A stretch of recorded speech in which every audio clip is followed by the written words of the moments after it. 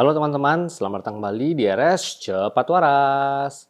Pada episode sebelumnya, saya sudah mengutarakan bagaimana COVID-19 bisa sangat berbahaya kalau mengenai ibu hamil. Nah, pada episode kali ini saya membawakan kabar baik bahwa ibu hamil per tanggal 2 Agustus kemarin sudah boleh dilakukan vaksinasi. Dan ini pengumuman resmi dari Kementerian Kesehatan loh. Bagaimana syarat-syaratnya? Ikuti terus sampai selesai ya. Ibu-ibu hamil yang memenuhi syarat ini boleh menerima vaksin salah satu ya, entah Pfizer atau Moderna dan juga Sinovac. Syarat-syaratnya itu utamanya adalah nomor satu, ibu hamilnya sudah harus trimester kedua paling nggak. Jadi kalau sudah hamilnya 13 minggu ke atas baru boleh. Yang kedua, populasi ibu hamil tersebut harus berada di daerah yang risiko tinggi ya. Saya nggak ngerti ya, nggak dijelasin secara spesifik risiko tinggi ini bagaimana, apa mungkin harus zona merah atau zona hitam, nggak ngerti juga deh. Tapi buat saya, semua ibu hamil tuh berisiko sekali kalau kena COVID. Jadi kalau bisa mendapatkan vaksin, segeralah vaksin.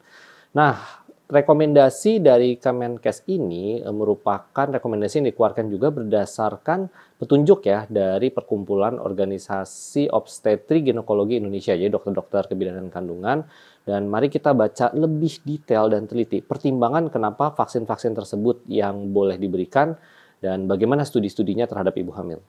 Kalau dilihat lebih detail dari rekomendasi POGI terhadap vaksin untuk ibu hamil, vaksin-vaksin antara lain Pfizer, Moderna, juga Johnson gitu ya ditulis di rekomendasi dan juga Sinovac, studi di hewan itu tidak memunculkan efek yang berbahaya bagi janin maupun juga untuk proses kehamilan, bahkan proses persalinan dan ketika dipantau bayinya setelah lahir di hewan-hewan tersebut tidak menunjukkan efek yang berbahaya. Terus dari studi observasi di Amerika ini sudah melibatkan sekitar 35.000 ibu hamil yang sudah divaksinasi. Tidak ada perbedaan kejadian efek samping antara yang hamil sama yang tidak hamil. Jadi kejadian efek samping vaksinnya sama aja ya. Kalau misalnya pegel-pegel ya sama, bukan berarti yang pegel lebih berat pada ibu hamil dibanding yang tidak. Nah ini makanya jadi sudah banyak sekali perhimpunan-perhimpunan dan juga termasuk CDC, WHO merekomendasikan nih ya bahwa ibu hamil ini harus cepat-cepat divaksin karena dapat menurunkan angka kesakitan dan mencegah perburukan pada ibu hamil yang terkena COVID. Jadi sangat besar manfaatnya.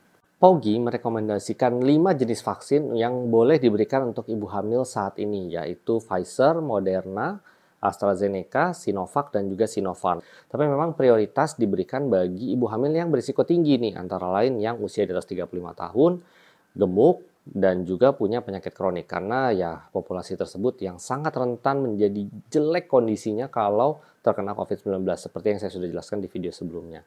Dan untuk ibu hamil juga disarankan dilakukan vaksinasi di pusat pelayanan kesehatan ya yang ada dokternya atau minimal sama bidan supaya bisa lebih dipantau. Terkait proses screening atau pertanyaan-pertanyaan yang akan ditanyakan kepada ibu hamil yang mau disuntik nanti vaksinnya itu ada di tabel ini ya. Intinya sih menanyakan tentang komorbid gitu ya.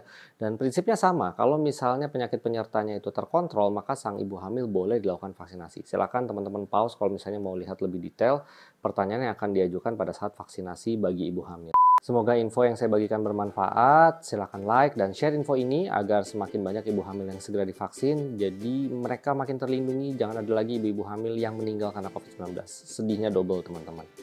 Akhir kata semoga semuanya sehat, senantiasa waras, senantiasa protokol kesehatan, cepat-cepat vaksinasi. Semoga pandemi cepat berakhir. Itu doa kita bersama. Semua sudah lelah dan sudah capek dengan kondisi ini. Sampai jumpa di episode RS Cepat Waras berikutnya. Bye-bye. Trigger finger merupakan penyakit radang ya pada tendon atau urat pada pangkal jari-jari tangan dan biasanya disebabkan karena gerakan yang berulang atau trauma di daerah jari tersebut sehingga seperti jari pelatuk ya kaku terus bisa bunyi gitu baru bisa dilurusin jarinya ketika sudah ditekuk dan ditekuk itu juga sakit. Nah ini agak sedikit beda dengan rheumatoid arthritis di mana rheumatoid arthritis adalah penyakit autoimun. Namun pada pasien-pasien yang punya penyakit rheumatoid arthritis akan lebih beresiko dan lebih mudah untuk mengalami trigger finger. Semoga menjawab ya. Pada alat rapid test seharusnya garis yang dikontrol atau C itu harus jelas ya karena menandakan alatnya bekerja dengan baik.